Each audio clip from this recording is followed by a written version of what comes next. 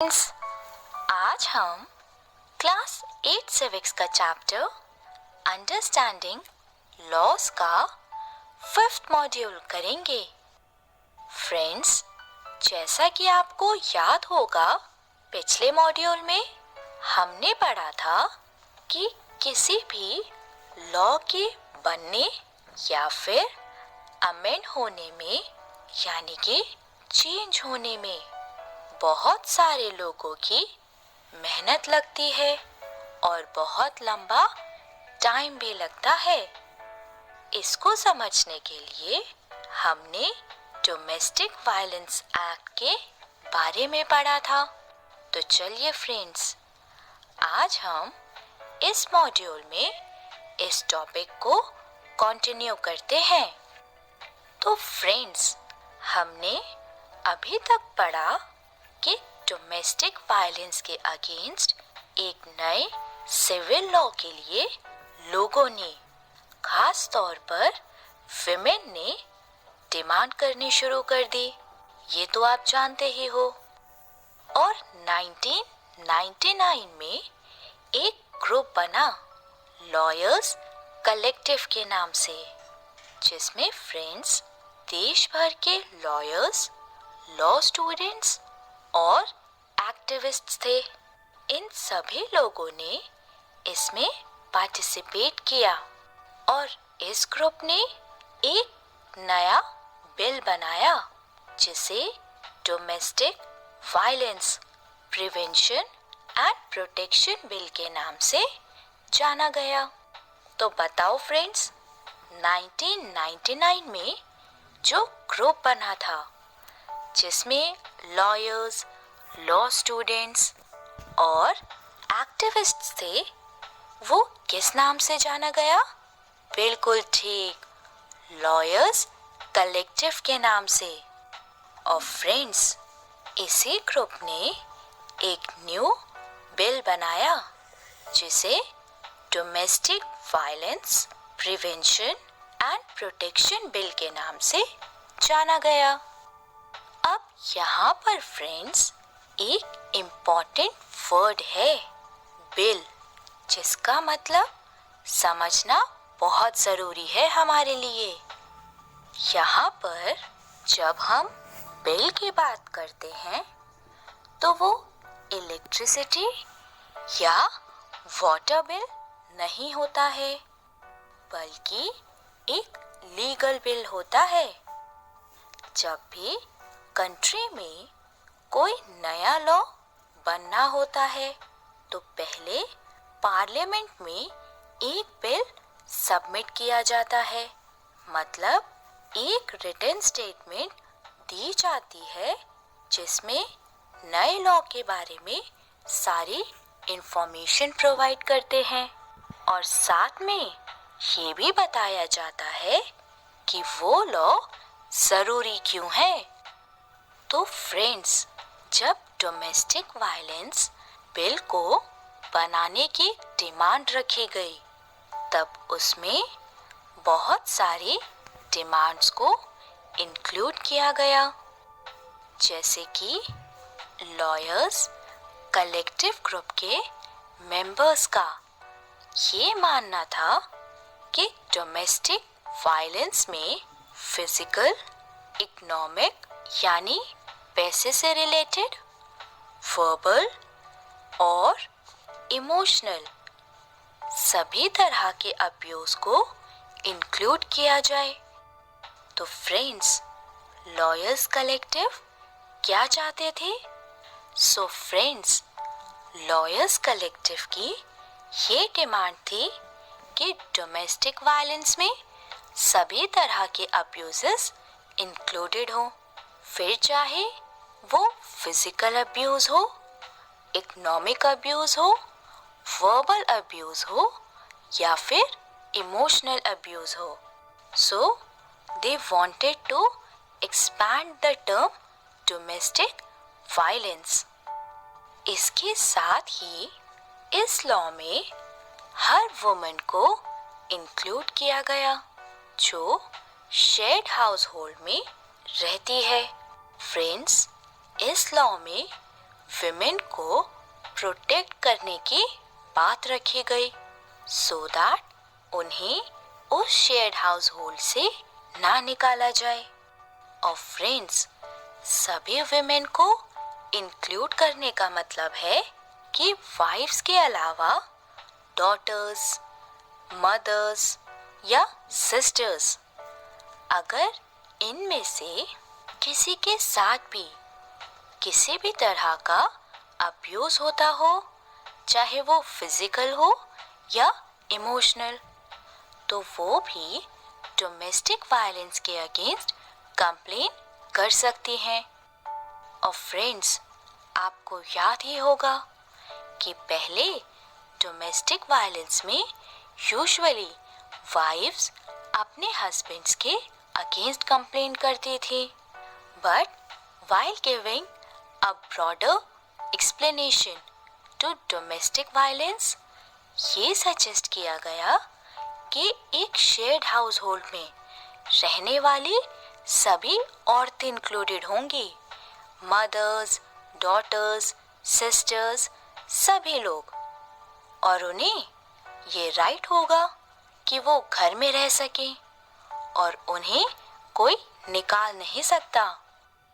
इसके साथ ही उन्होंने मॉनेटरी रिलीफ की भी बात करी, मतलब जो भी विक्टिम है उसे फाइनेंशियली हेल्प की जाए, उसे मनी प्रोवाइड किया जाए। तो फ्रेंड्स, ये सभी डिमांड्स रखी गई लॉयर्स कलेक्टिव ग्रुप के मेंबर्स ने। और दोस्तों, बहुत सारी मीटिंग्स के बाद फाइनली इतने सारे स्ट्रगल के बाद 2002 में डोमेस्टिक वायलेंस बिल पार्लियामेंट में इंक्लूड हुआ। लेकिन जल्द ही एक्टिविस्ट्स ने ये रियलाइज किया कि इस बिल में बहुत सारी ऐसी डिमांड्स थी जो इंक्लूड करी ही नहीं गई थी। सो फ्रेंड्स, ये बिल जो था वो जैसा एक्सपेक्ट किया गया था वैसा बिल्कुल भी नहीं था, और इसके अगेंस्ट एक्टिविस्ट्स ने स्ट्रगल शुरू कर दिया। प्रेस कॉन्फ्रेंसेस रखी गई और ऑनलाइन पिटीशंस भी दिए। अब आप सोचोगे कि पिटीशन क्या होता है? तो फ्रेंड्स, पिटीशन होते हैं गवर्नमेंट को दी गई फॉर्मल रिटन रिक्वेस्ट किसी भी इशू को लेकर। तो एक्टिविस्ट्स खुश नहीं थे जो बिल इंट्रोड्यूस हुआ था, so they held online petitions and press conferences. क्यों? क्योंकि वो इस बिल के खिलाफ थे। और फ्रेंड्स, फाइनली इस डोमेस्टिक वायलेंस बिल का क्या हुआ, ये हम नेक्स्ट मॉड्यूल में पढ़ेंगे। तो चलो दोस्तों, अब एक क्विक रिकैप कर लेते हैं कि हमने अब तक इस मॉड्यूल में क्या पढ़ा। डोमेस्टिक वायलेंस के अगेंस्ट एक न्यू सिविल लॉ के लिए लोगों ने डिमांड करनी शुरू कर दी। 1999 में लॉयर्स, लॉ स्टूडेंट्स और एक्टिविस्ट्स ने मिलकर लॉयर्स कलेक्टिव फॉर्म करी और एक न्यू लॉ की डिमांड रखी। इस ग्रुप ने डोमेस्टिक वायलेंस के कॉन्सेप्ट में बदलाव लाने को कहा और उसमें कुछ और कंडीशंस ऐड करने की डिमांड करी, जैसे डोमेस्टिक वायलेंस में फिजिकल, इकोनॉमिक, वर्बल और इमोशनल अब्यूज को इंक्लूड किया गया। इसके अलावा सभी विमेन जो शेयर्ड हाउस होल्ड में रहती थी उन्हें प्रोटेक्ट करने की डिमांड रखी। विक्टिम्स को मॉनेटरी रिलीफ यानी पैसे देने की भी डिमांड रखी गई और 2002 में नया बिल पार्लियामेंट में इंट्रोड्यूस हुआ। लेकिन फ्रेंड्स, इससे एक्टिविस्ट की जो डिमांड्स थी वो फुलफिल नहीं हुई और उनकी डिमांड्स को इंक्लूड नहीं किया गया। इसीलिए एक्टिविस्ट ने इस बिल के अगेंस्ट प्रोटेस्ट किया। So friends, let's do a quick revision now. People started demanding for a new civil law against domestic violence. Lawyers, law students, and activists formed a lawyers' collective and demanded for a new law. This group demanded for changes to be made in the existing law and include physical, economic, verbal, and emotional abuse as a part of domestic violence. All the women sharing the same household and monetary relief for the victims. A new bill was introduced in the parliament in 2002, but it did not include all the suggestions given by the lawyers collective. Activists again started protesting to make amendments in the new bill. So friends, ये था हमारा 5th module. Hello friends, आज हम class 8 civics का chapter understanding laws का 6th module करेंगे। Friends, आपको याद होगा पिछले मॉड्यूल में हमने पढ़ा था how to new laws come about का 2nd पार्ट, जिसमें हमने समझा था कि लॉयर्स कलेक्टिव ने domestic violence prevention and protection bill में क्या-क्या चेंजेस की डिमांड करी थी और आज हम इसी बिल के बारे में थोड़ा और डिटेल में पढ़ेंगे।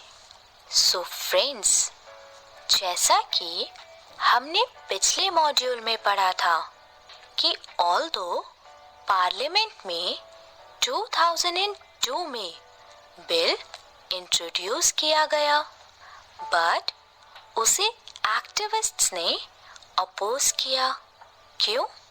क्योंकि उस बिल में उनके सजेशंस इंक्लूडेड नहीं थे। सो फ्रेंड्स, बहुत सारी विमेन्स ऑर्गेनाइजेशंस जैसे कि नेशनल कमीशन फॉर विमेन ने पार्लियामेंट्री स्टैंडिंग कमेटी के सामने अपनी डिमांड्स रखी। पार्लियामेंट्री स्टैंडिंग कमेटी एक परमानेंट कमेटी होती है इंडियन पार्लियामेंट की, जो कि पीरियोडिक बेसिस या फिर हर साल इलेक्ट या अपॉइंट होती है और कॉन्टिन्यूअस बेसिस पर काम करती है।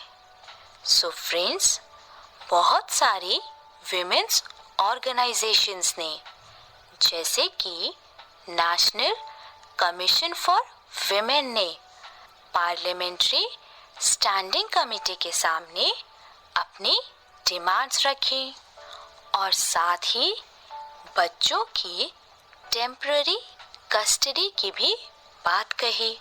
फ्रेंड्स, यहाँ पर टेम्पररी कस्टडी से मतलब है कि जब तक कोर्ट कोई डिसीजन फाइनली नहीं ले लेता, तो ये डिमांड रखी गई कि टेम्पररी बेसिस तक, यानी कोर्ट के फाइनल डिसीजन तक बच्चों की रिस्पॉन्सिबिलिटी यानी बच्चों की कस्टडी मदर्स पर हो। और फ्रेंड्स, ऐसा ज़्यादातर केसेस में होता ही था। तो विमेन्स ऑर्गेनाइजेशंस ने एक तो करंट बिल में चेंजेस की डिमांड करी और साथ ही बच्चों की टेम्पररी कस्टडी की भी बात करी। फाइनली दिसंबर 2002 में स्टैंडिंग कमेटी ने अपनी रिकमेंडेशंस यानी सुझाव लोकसभा और राज्यसभा के सामने रखे। लोकसभा और राज्यसभा, याद है ना friends, 2 houses of the parliament हैं।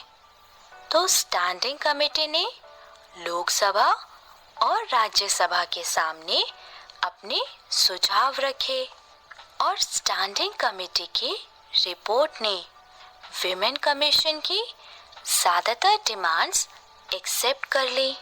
सो 2005 में इस बिल को दोबारा से इंट्रोड्यूस किया गया और फाइनली जब प्रेसिडेंट ऑफ इंडिया ने भी इस बिल पर अपनी अप्रूवल देकर साइन कर दिया, तब 2006 में the protection of women from domestic violence act effect में आया। सो हम कह सकते हैं कि the protection of women from domestic violence act came into effect in 2006। तो बताओ friends, protection of women from domestic violence act कौन से ईयर में लागू हुआ? 2006 में।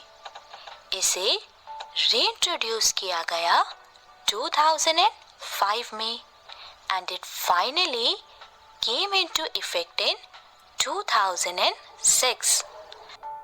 तो फ्रेंड्स, इस एक्ट ने डोमेस्टिक टर्म का मीनिंग एक्सटेंड कर दिया था, जिसमें कि अब उन सारी विमेन को इंक्लूड किया गया जो कि एक ही घर में रहती हैं या फिर रहती थी उस मेल मेंबर के साथ जिसके अगेंस्ट वायलेंस की कंप्लेन हुई है। और फ्रेंड्स, जैसा कि पहले डोमेस्टिक वायलेंस में यूजुअली वो वायलेंस को इंक्लूड किया जाता था जो हस्बैंड्स अपनी वाइफ्स के अगेंस्ट करते थे, but now with this new act domestic violence में सभी विमेन को इंक्लूड किया गया जो शेयर्ड हाउस होल्ड में रहती थी, चाहे वो वाइफ्स हों, डॉटर्स हों, मदर्स हों, सिस्टर्स हों, कोई भी हो। अगर किसी भी विमेन के खिलाफ किसी भी तरह का वायलेंस हो रहा है, so they had the right to file a complaint against any sort of violence.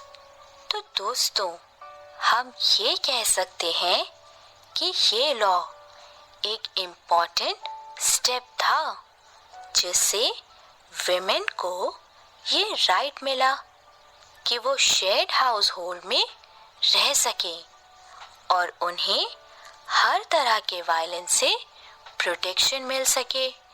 इसके अलावा उन्हें मॉनेटरी यानी फाइनेंशियली भी हेल्प किया जाता था। तो फ्रेंड्स, इस पूरे एग्जाम्पल से आपको एक बात तो ज़रूर समझ आ गई होगी कि लॉज बनाने में citizens of the country parliament की बहुत हेल्प करते हैं। लॉ बनाने की हर एक स्टेज पर, चाहे वो नए लॉ की ज़रूरत बताना हो या फिर बिल सबमिट करना हो या लॉ पास करवाना हो, हर स्टेज पर सिटीजन्स की इन्वॉल्वमेंट बहुत ही इम्पोर्टेंट है। और लोग कैसे अपनी आवाज़ गवर्नमेंट तक पहुंचाते हैं? तो फ्रेंड्स, इसका एक सिंपल सा आंसर है मीडिया। मीडिया मतलब newspapers, TV reports, radio broadcast या लोकल मीटिंग्स। इन सारे वेज के थ्रू लोग अपनी डिमांड्स और नीड्स गवर्नमेंट तक पहुंचाते हैं। तो friends, here media plays a very important role, क्योंकि इसे इन्वॉल्वमेंट की वजह से पार्लियामेंट जो भी काम करता है, जो भी स्टेप्स उठाता है, वो ट्रांसपेरेंट होते हैं। मतलब सारे सिटीजन्स के सामने क्लियर होते हैं और एक्सेसिबल होते हैं। मतलब इन मीडिया सोर्सेस के थ्रू लोग आसानी से कोई भी इंफॉर्मेशन पा सकते हैं। सो फ्रेंड्स, अब तो आप जान ही गए हो कि किसी भी चीज़ को लोगों तक पहुंचाने के लिए मीडिया एक इम्पॉर्टेंट रोल प्ले करता है और मीडिया के थ्रू ही लोग इंफॉर्मेशन पा सकते हैं अबाउट वेरियस मैटर्स। और मीडिया में क्या इंक्लूडेड है? TV reports, newspapers, radio broadcasts, ये सभी चीज़ें। तो फ्रेंड्स, अब एक क्विक रिकैप कर लेते हैं कि अब तक हमने मॉड्यूल में क्या पढ़ा। नेशनल कमीशन फॉर विमेन ने पार्लियामेंट्री स्टैंडिंग कमेटी के सामने एक प्रपोजल रखा। दिसंबर 2002 में पार्लियामेंट्री स्टैंडिंग कमेटी ने राज्यसभा और लोकसभा के सामने अपने रिकमेंडेशंस प्रेजेंट किए। फाइनली 2006 में the protection of women from domestic violence act came into effect.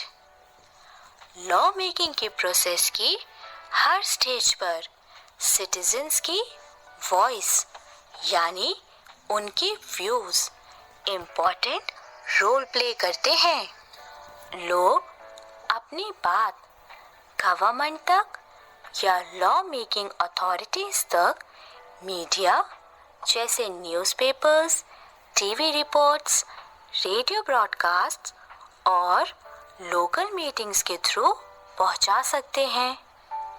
और इस पूरी प्रोसेस यानी लोगों की इन्वॉल्वमेंट से पार्लियामेंट की फंक्शनिंग कॉमन सिटीजन्स के लिए ज़्यादा एक्सेसिबल और ट्रांसपेरेंट हो जाती है। So friends, it's now time for a quick revision. The National Commission for Women presented suggestions in front of the Parliamentary Standing Committee.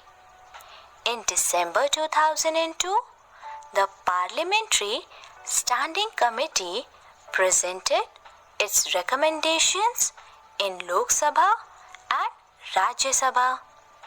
The Protection of Women from Domestic Violence Act came into effect in 2006.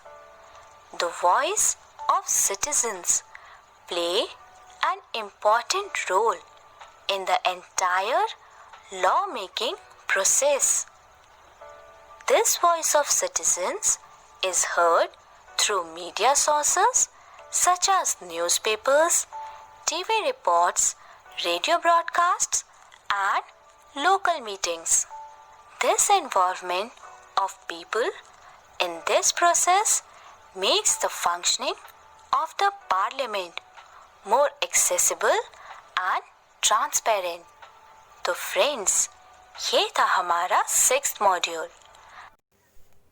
Hello friends, आज हम class 8 civics का chapter understanding laws का 7th module करेंगे।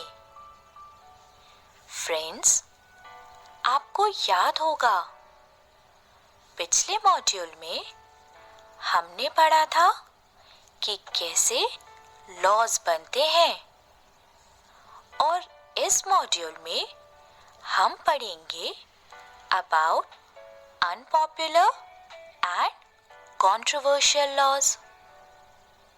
तो friends, इस topic को हमने 2 parts में डिवाइड किया है। इसका फर्स्ट पार्ट हम इस मॉड्यूल में कवर करेंगे और सेकेंड पार्ट हम नेक्स्ट मॉड्यूल में पढ़ेंगे। तो स्टार्ट करते हैं हमारा 7th मॉड्यूल।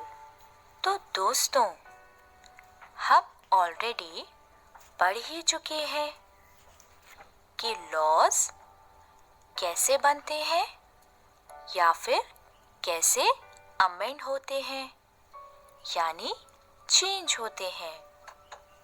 हमने ये भी जाना था कि लॉज बनाने में इंडियन पार्लियामेंट का बहुत बड़ा रोल होता है।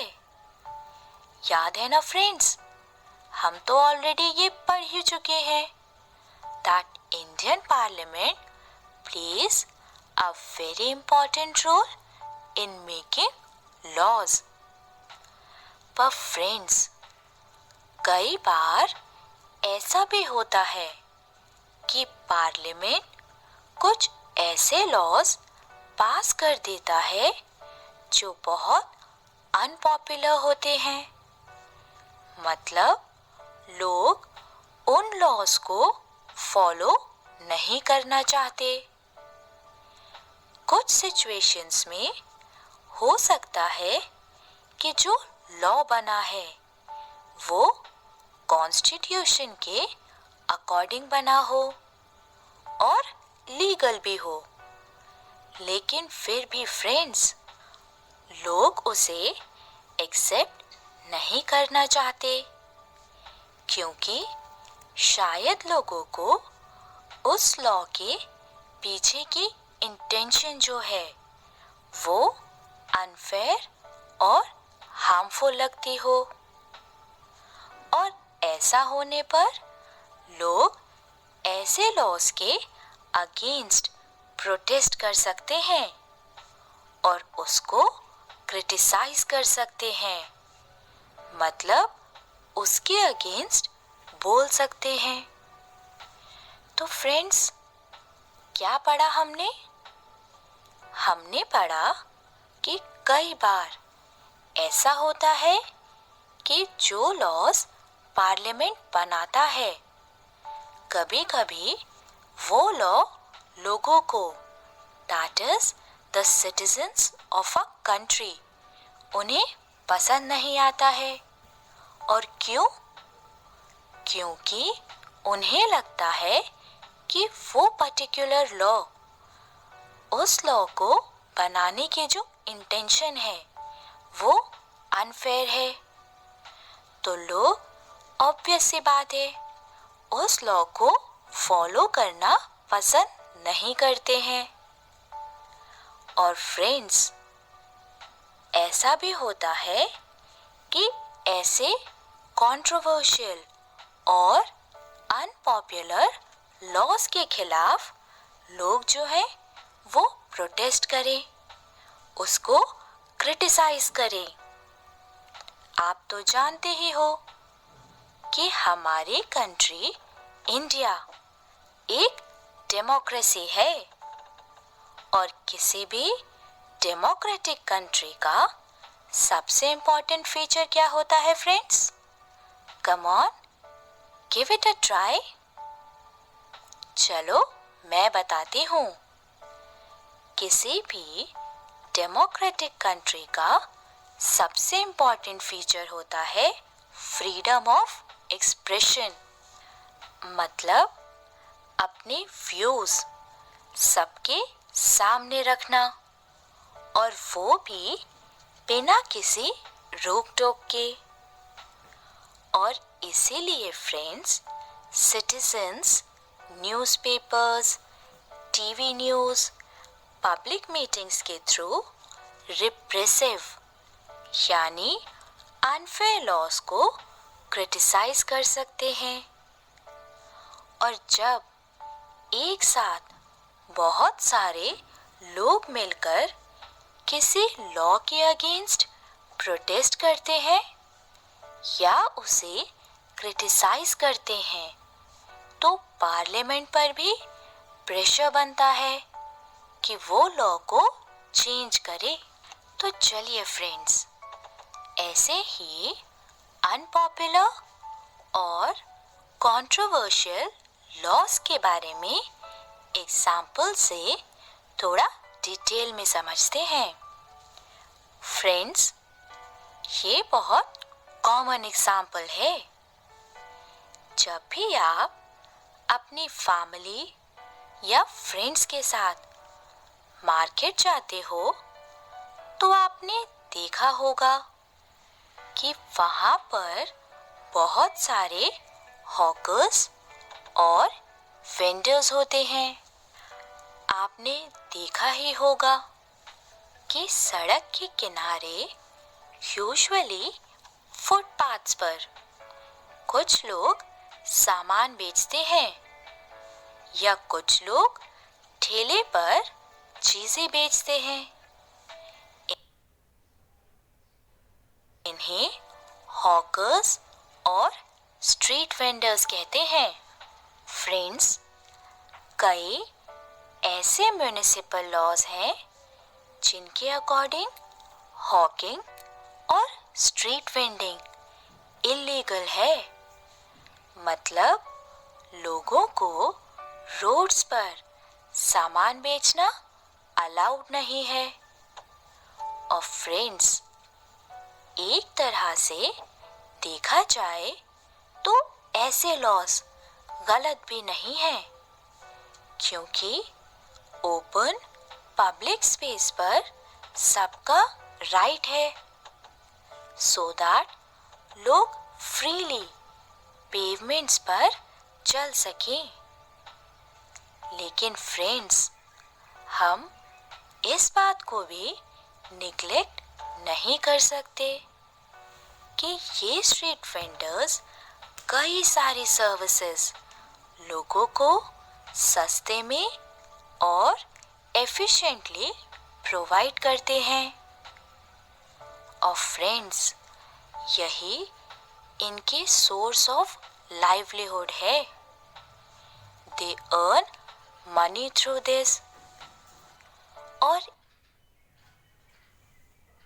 इसीलिए अगर ऐसा कोई लॉ बनता है जो एक ग्रुप को फेवर करता है और दूसरे ग्रुप के लिए हार्मफुल है, तो ऐसे लॉज कंट्रोवर्शियल हो सकते हैं और इनसे लोगों के बीच कॉन्फ्लिक्ट भी हो सकती है, क्योंकि कानून सबके लिए सेम है और लॉ किसी भी पर्सन के अगेंस्ट डिस्क्रिमिनेशन यानी भेदभाव नहीं कर सकता। और फ्रेंड्स, ऐसा भी प्रोविजन है कि जिन लोगों को ये लगता है कि जो लॉ बनाया गया है वो उनके लिए अनफेयर या हार्मफुल है, तो वो उसके अगेंस्ट कोर्ट में अपील कर सकते हैं। और आप जानते ही हो कि कोर्ट के पास ये पावर होती है कि अगर कोर्ट को ये लगता है कि कोई लॉ कॉन्स्टिट्यूशन के अकॉर्डिंगली नहीं बना है, तो कोर्ट उसे मॉडिफाई या फिर कैंसिल भी कर सकता है। तो फ्रेंड्स, देखा आपने कि कोर्ट्स को कितनी ज़्यादा अथॉरिटी है। दे कैन मॉडिफाई और even cancel laws if they feel कि लॉ जो है वो कॉन्स्टिट्यूशन के अकॉर्डिंग नहीं बना है। तो चलो फ्रेंड्स, अब हम जल्दी से एक छोटा सा रिकैप कर लेते हैं। इंडियन लॉज बनाना और मॉडिफाई करने में इंडियन पार्लियामेंट बहुत इम्पोर्टेंट रोल प्ले करता है।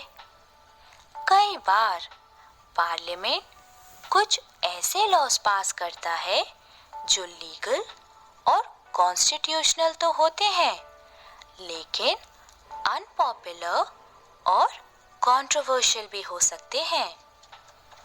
अगर सिटीजन्स को लगता है कि कोई लॉ अनफेयर है या उससे उन्हें कोई हार्म हो सकता है, तो वो उसके अगेंस्ट प्रोटेस्ट कर सकते हैं।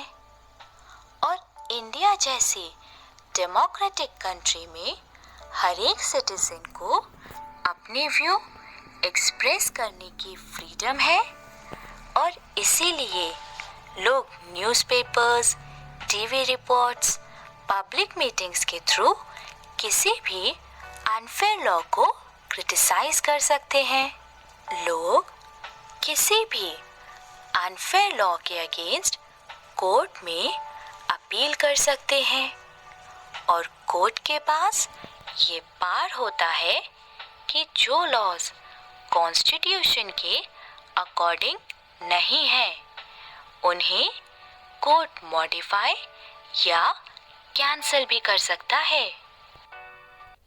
So friends, let's now do a quick revision. The Indian Parliament plays a very important role in the making and modification of laws.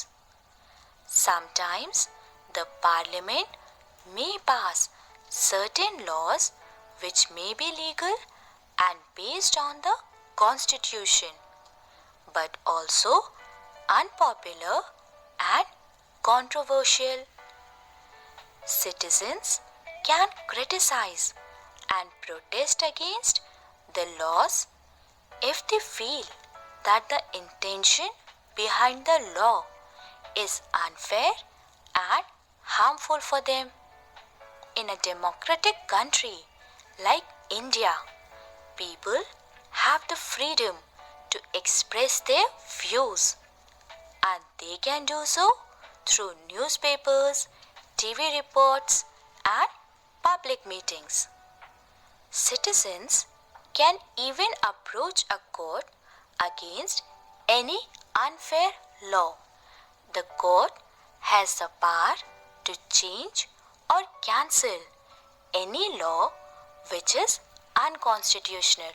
So friends, ये था हमारा 7th मॉड्यूल।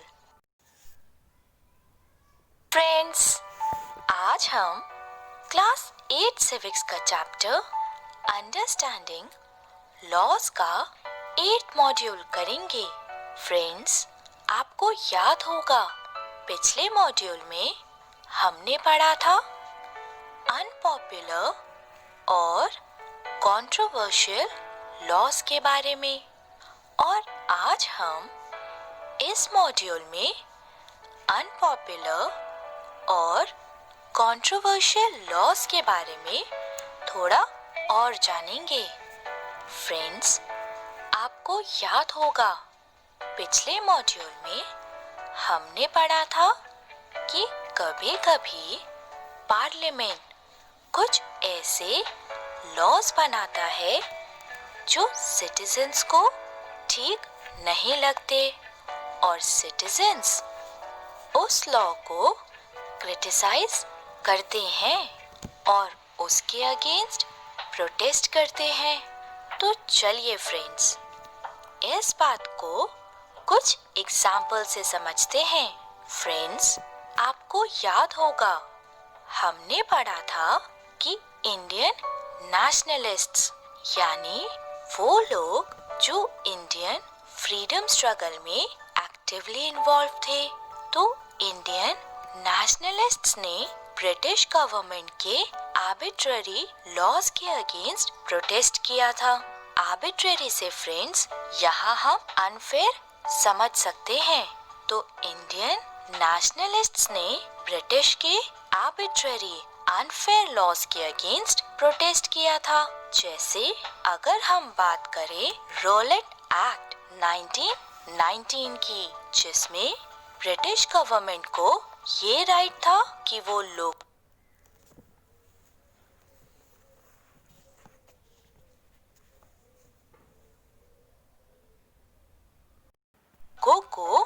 जेल भेज सकती थी, और वो भी बिना किसी ट्रायल के, बिना कोर्ट में पेश किए।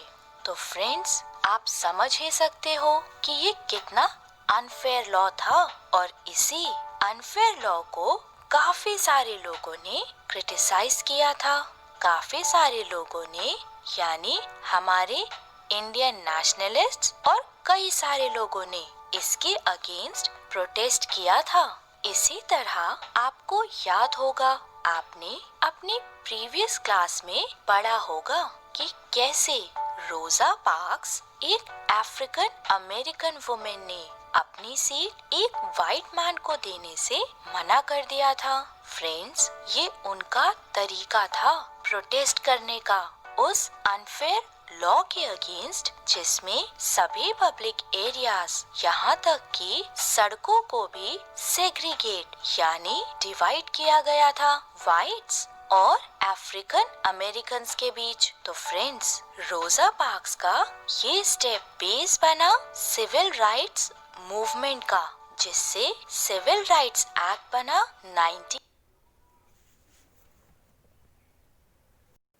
1964 में। इस एक्ट ने यूएसए में सभी तरह के डिस्क्रिमिनेशन यानी भेदभाव पर रोक लगाई, जो रेस यानी कलर, रिलीजन या कंट्री के बेसिस पर होता था। तो फ्रेंड्स, लोग, that is the citizens of a country, एक मेजर रोल प्ले करते हैं किसी भी अनफेयर लॉ को चेंज करने के लिए।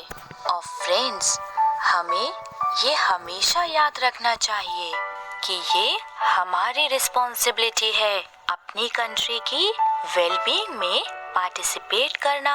और हम जब वोट करते हैं, जब अपने रिप्रेजेंटेटिव्स इलेक्ट करते हैं, तो हम फुलफिल करते हैं हमारी duty towards our country. But friends, हमारा रोल यहीं पर एंड नहीं होता, बल्कि इलेक्शंस के बाद भी हमारा काम कंटिन्यू रहता है, क्योंकि इसके बाद ही हमें न्यूज़पेपर्स और मीडिया के थ्रू मेंबर्स ऑफ पार्लियामेंट या एमपीज के वर्क के बारे में पता चलता है। और अगर कोई एमपी अपना काम नहीं कर रहा, तो हम उसे क्रिटिसाइज भी कर सकते हैं। और फ्रेंड्स, हमें हमेशा ध्यान में रखना चाहिए कि सिटीजन्स की इन्वॉल्वमेंट और एंथुसियाज्म ही पार्लियामेंट को अपने फंक्शंस प्रॉपर्ली परफॉर्म करने में हेल्प कर सकता है। तो चलिए फ्रेंड्स, अब एक क्विक रिवीजन कर लेते हैं।